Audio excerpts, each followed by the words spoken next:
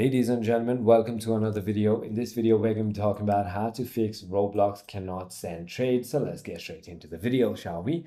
The first thing you want to do is simply go ahead and check your trade settings. So go to settings, privacy, and then check under who can trade with me. Simply go ahead and select the friends tab just like that. And that should go ahead and fix your problem. However, if it doesn't, if you have an email address that is not verified, you will most likely be facing that problem. Simply go ahead and verify your email and also enable your two-step verification, which does go ahead and solve your problem. If that is not the case, you want to simply go ahead and check your account age as well, because your account must be at least 30 days to go ahead and trade.